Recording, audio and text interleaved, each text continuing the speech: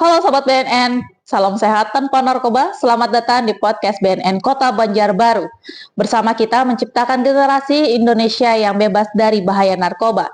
Kali ini kita kedatangan pasien rehabilitasi yang akan menceritakan pengalamannya selama menjalani rehabilitasi di BNN Kota Banjarbaru. Kali ini kita kedatangan Dede. Selamat datang Dede. Nah, kita akan bercerita lebih panjang lagi bagaimana pengalamannya. Yuk, simak topik seru kita hari ini dan kita akan terus bercerita. Oke, selamat datang Dede. Iya, Apa kabarnya, Dek ya?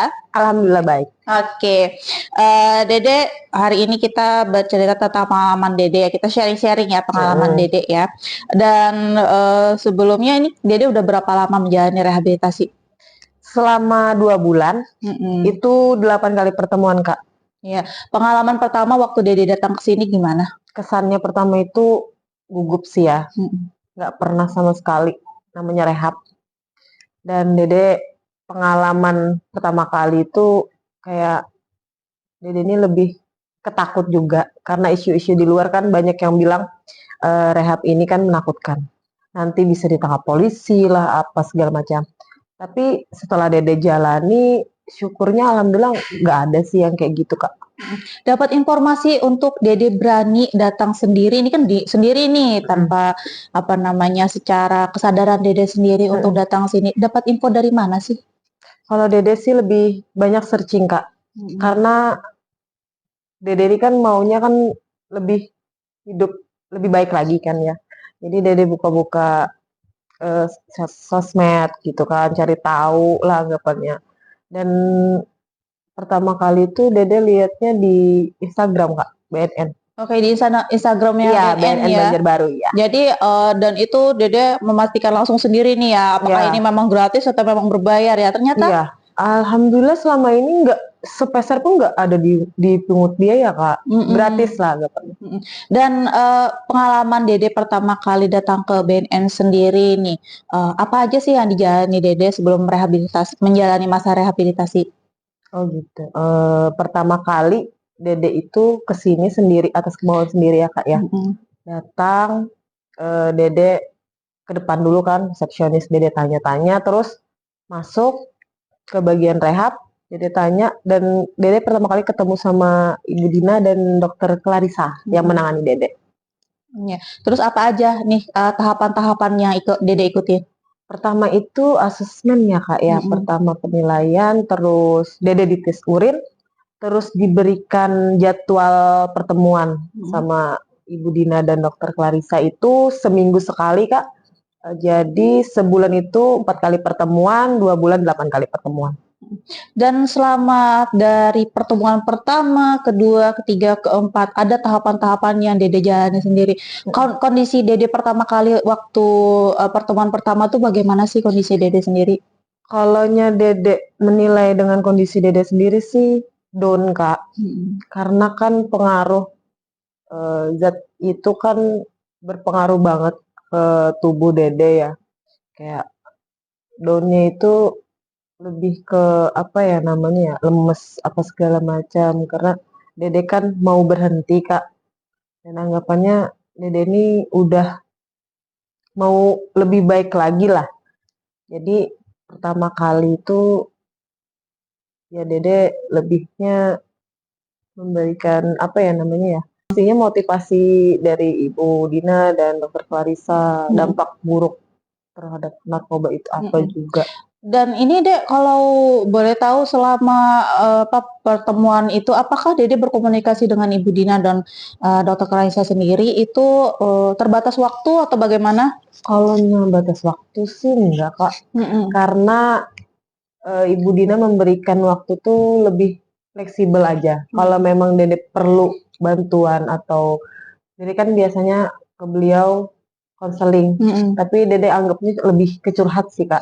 Karena kalau konseling kan bahasanya konseling nih ada anu lah. Kalau anu kan Dede lebih ke curhat. Jadi masalah-masalah pribadi Dede pun Dede curahkan ke beliau sama Dokter Clarissa. Dan anggapannya kalau untuk misalkan seminggu Dede sekali pertemuan, kalau memang Dede rasa down hati apa lagi nggak enak atau apa bisa ketemu beliau gitu. Jadi bisa dihubungi kapanpun Dede Iya, perlu ya. Jadi nggak uh-uh. mesti harus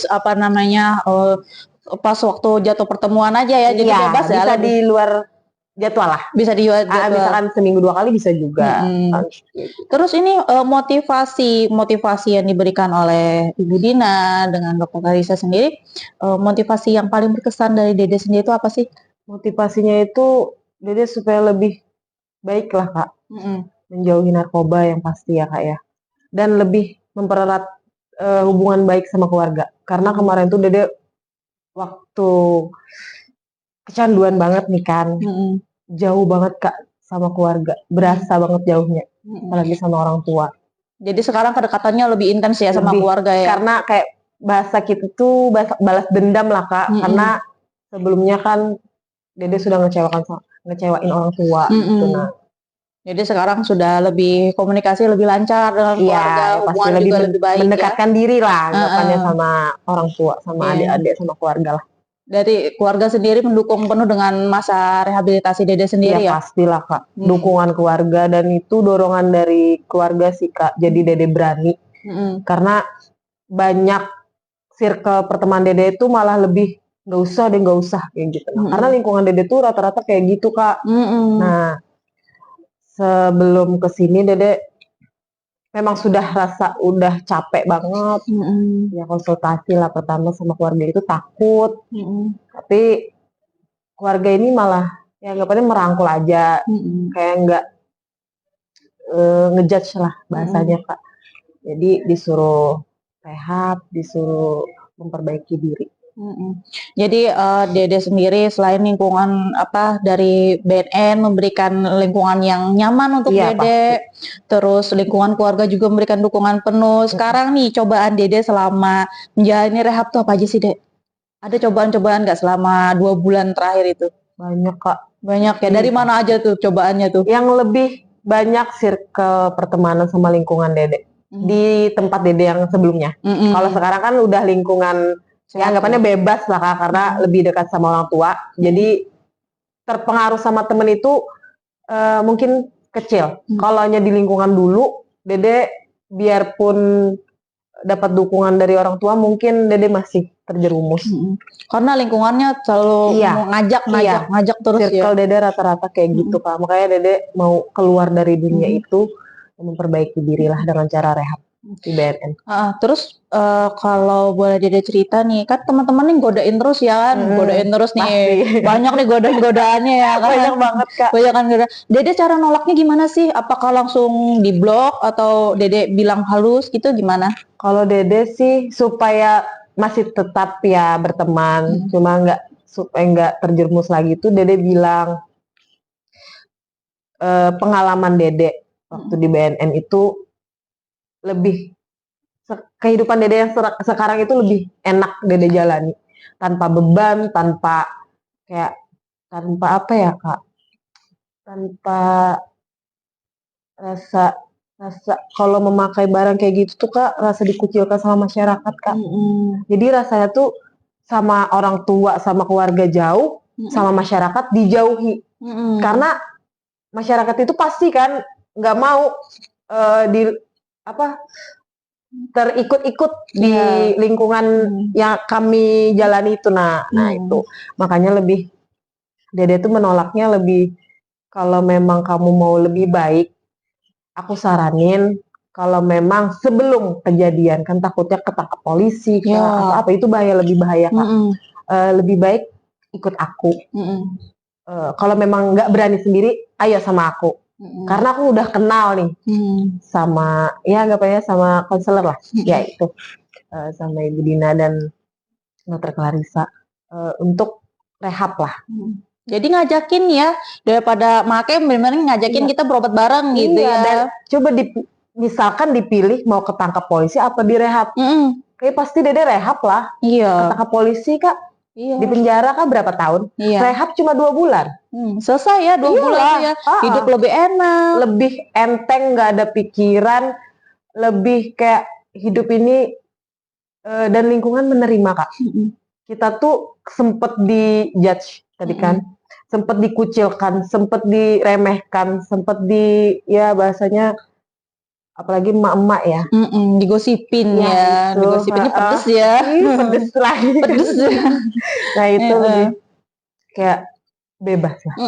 Jadi lebih enak ya seorang ya. Iya. Dan Dede kan jadi lebih enjoy itu karena lingkungan baru Kak.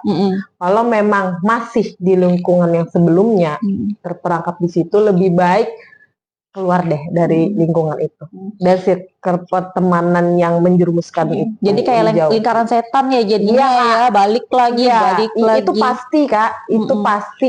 Biarpun teman tidak mengajak, tapi kalau lingkungan kita masih tetap di situ, ya itu pasti tetap apa ya namanya, masih terulang lah Kak, gitu. Iya, jadi ada nggak konflik Dede sama teman? Ini kan mungkin Dede ada teman baik yang getol nih ngajakin ayo deh gitu, ayo deh. Ada nggak cerita kayak gitu? Bisa diceritain dong? Pertama itu Kak, lebih ngasih ke gratis sih Kak. Ini ada yang gratis. Aku bilang mau nggak? Nggak ada duit, gitu kan? Nggak ada duit. Enggak, dikasih. Enggak aku kan udah rehab, ngapain lagi? Balik lagi nanti aku rehab kan. Anggapannya kalau balik rehab lagi kan nggak apa-apa. Tiba-tiba ketangkap polisi gimana? Kata kan gitu. Bilangnya kalau memang kamu mau kayak gitu terus, ya kamu aja deh yang kulaporin ke polisi sekalian kalau nggak mau rehab. Jadi langsung actionnya lebih berat Kak, ya daripada nggak usah kita ngeblok teman, mereka yang ngejauhin kita. Dan memang kita harus menjauhi orang kayak gitu Kak. Iya, betul. Jadi pengalaman Dede ini panjang ya Dea, dan cukup jadi pelajaran banget buat kita nih. Kalaunya untuk narkoba sendiri itu lingkaran setannya terlalu kuat ya. Untuk keluarnya juga susah. Jadi perlu kesadaran diri juga Dea. Dede aja sendiri mau datang ke BNN Kota Banjarbaru, dia mencari informasi sendiri dan dia menjalaninya juga dengan happy ya Dea. Iya, setelahnya happy sih Kak. Lebih enjoy lah gitu. Nah, terus kesibukannya sekarang ngapain aja nih Dek setelah menjalani rehab ini? Kesibukannya apa aja? Kesibukan Dede salah satunya memperbaiki diri dulu Kak. Ini masih mau cari kerja, mau lebih bermanfaat lah anggapannya untuk orang tua juga. Karena Dede lebih mendekatkan diri sama keluarga karena membalas dendam tadi, karena merasa jauh sama orang tua. Dan Dede memperbaiki circle pertemanan Dede, dan kedepannya bisa lebih baik lah Kak. Jadi ini Dede lagi tahap untuk menunjukkan bahwa diri ini merubah lebih baik diri ya? Karena itu Kak, pemulihannya tuh memang kita udah selesai rehab, sudah selesai, anggapannya dipantau kan ya, anggapan dari diri kita aja lagi. Biarpun sudah selesai rehab, tapi kalau diri kita masih mau balik lagi, ya pasti balik lagi Kak. Jadi ini setelah rehab sendiri Dede masih bisa terkoneksi dengan konselor-konselor yang ada di BNN ya? Masih sudah selesai? Masih. Jadi kapan Dede bisa? Iya. Kan Dede punya kontak ya dari konselor Dede. Jadi kalau Dede mau curhat, bahasanya nggak konseling ya, curhat lebih enak. Lebih enak ya curhat sama konselornya ya. Kalau memang kita nggak bisa curhat ke orang tua atau keluarga kita kan, anggapannya konselor kita kayak sudah dekat sama kita ya, anggapan Dede pun menganggap konselor Dede itu kayak orang terdekat lah udah. Bisa plong, bisa cerita apapun lah.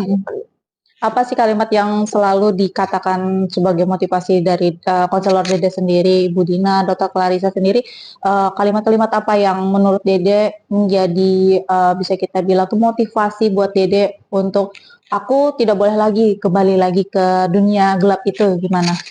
Pertama itu amanat dari beliau itu ngasih tahu kalau narkoba ini dampaknya sangat buruk bagi kesehatan Dede, baik ekonominya Dede juga, sama ya dari hubungan Dede sama orang tua jauh, dan masyarakat menjauhi Dede kan, semuanya itu nggak ada untungnya dan itu rugi. Semua kata Ibu Dina dan Dokter Clarissa, jangan coba-coba lagi untuk balik lagi karena itu sangat merugikan. Karena sekali rehab, kalau Dede balik lagi tiba-tiba ketangkap, yang rugi siapa? Ya Dede sendiri. Yang kecewa pun banyak. Banyak orang-orang sayang, Iya. yang tersayangnya Yang Dede ya. pasti konselor Dede kecewa juga, Iya. ya kan? Karena Dede udah rehab, mah Dede balik lagi, udah percaya Dede nggak kayak gitu, ternyata Dede malah terjerumus lagi kan. Terus pendapat Dede sendiri nih untuk layanan rehabilitasi di BNN Kota Banjarbaru nih kan gimana sih, Dek? Kalau layanannya sangat bagus, Kak, menurut aku ya. Karena Dede kan lingkungan Banjarbaru, itu menurut Dede sangat bagus. Dan kalau untuk konselornya lebih memperhatikan pasien-pasiennya, anggapannya kalau memang mau curhat apa segala macam itu tuh lebih diberikan waktu lebih banyak lah. Karena kan untuk pecandu-pecandu ya anggapan kayak Dede ini kan lebih kayak harus dibimbing, harus diperhatikan, harus diberi anggapannya harus diberi kasih sayang lah, Kak. Karena apalagi cewek. Karena kalau cowok kan beda lagi nih. Nah, itu sih lebihnya. Dan layanannya gratis, Kak. Iya, kapan lagi ya? Mumpung Nggak gratis. bayar kan? Iya. Kalau ke psikiater, psikolog. itu bayar, Kak. Iya, Mahal. betul. Pak ke sini datang, kocok-kocok datang ke sini, nggak pengen daftar atau apa, ketemu sama konselornya, dikasih ini motivasi apa segala macam. Dan selama ini Dede merasa kehidupan Dede dan lingkungan Dede jauh lebih baik dari sebelum-sebelumnya. Pesan Dede nih buat teman-teman yang masih kita bisa katakan masih menggunakan ya. Pesan-pesan Dede nih bagaimana pendapat Dede dan ajakan Dede untuk mereka, yuk udah kita rehab aja, udah nggak usah lagi di dunia itu. Ada nggak ajakannya? Ajakannya tuh lebih Dede kasih pesan aja dulu untuk teman-teman Dede, lebih baik jauhi narkoba, jangan dekati narkoba karena sangat merugikan diri sendiri, orang tua, dan pasti dijauhi oleh masyarakat, lingkungannya sendiri. Untuk kalau memang mau berubah atau mau lebih baik ikut rehab aja ke BNN Banjarbaru karena di situ layanannya menurut Dede sangat baik dan membimbing sampai memang benar-benar sembuh karena Dede sudah merasakan selama sampai hari ini itu 9 bulan, Kak. Setengah tahun yang lalu. Dan alhamdulillah sampai sekarang Dede nggak pernah yang mau ngelihat barang yang nggak mau, mencoba apa lagi gitu. Nah, untuk teman-teman lebih baik jauhi narkoba, lebih baik rehab di BNN Kota Banjarbaru. Oke.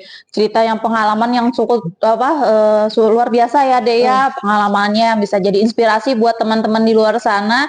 Ya kalaupun kalian tergoda lebih baik tidak usah dicoba ya, Dek ya. Jangan pernah mencoba. Karena meskipun rehabilitasi di BNN Kota Banjarbaru lebih baik kita mencegah ya. Lebih baik kita tidak usah ikut-ikutan dengan bahaya dari narkoba itu sendiri.